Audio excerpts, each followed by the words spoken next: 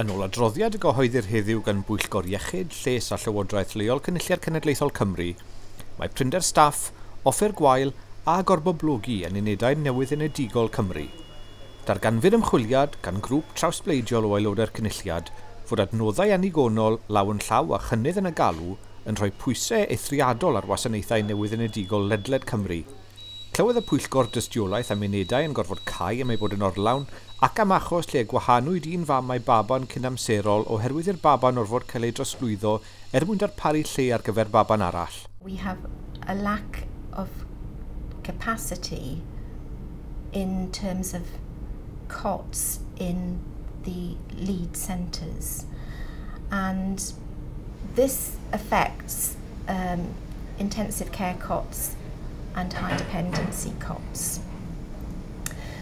You probably are aware that neonatal care is divided into different categories, with intensive care being the sickest babies. These are babies who are born perhaps very prematurely, who need support with their breathing, so they need ventilation, they may need circulatory support, and they may need a period of intensive care for several weeks. Ganed syni 4 wythnos ar 10 yn gynnar a ganed ei frawd hun, Jacob, 1 ar 10 wythnos yn gynnar. Nid oedd yr un ohonynt yn pwyso mwy na bag o siwger ac roedd angen gofal arbennig ar y 2 ohonynt. That was the dummy that they gave him to start off with, which compared to a normal dummy, if I have one, is significantly different. So as you can see, massive difference. And these are purpose-made ones purely for early babies, because part of the ventilation, they like them to have dummies. And I mean, that's the sort of size. This is a newborn, tiny, premature baby vest, but that didn't fit the children until they were at least 6 or 8 weeks old.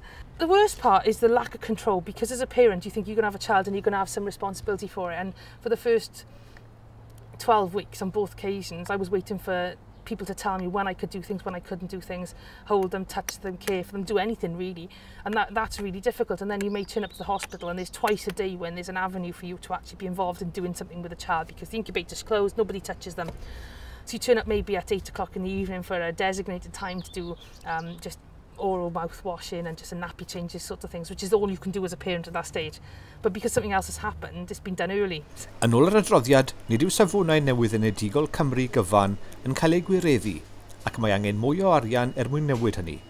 Well, obviously the birth of a child is a miraculous event that everybody and every parent should be able to enjoy, but unfortunately some babies are born with problems and need that little bit of support from the caring professions in order to make it through. Now, what we're concerned about as a committee is that during the course of our inquiry we found that, that special care baby units have been understaffed, ill-equipped and simply over capacity in terms of the amount of work that they have to do. Yn yr adroddiad, mae'r Pwyllgor yn gwneud 19 o argymhellion gan gynnwys mynd i'r afael ar fryder a ffrinder staff meddygol a nyrsio i sicrhau bod gwasanaethau'n ddiogel. Sefydlu system lleoli cotiau i sicrhau bod cotiau'n cael ei dyrannu'n fwy effeithlon, sicrhau bod gwasanaethau newyddenedigol a mamolaeth yn integreiddio'n well, edrych ar sut y defnyddir y gwasanaeth ambulans i ddarparu gwasanaeth trosglwyddo bris i blant newyddanedig yn ôl yr angen, a sut y gellir gwella'r gwasanaeth hwnnw. Gellir gweld a llwytho copi o adroddiad llawn y Pwyllgor Iechyd, Lles a Llywodraeth Leol ar wefan Cynulliad Cenedlaethol Cymru.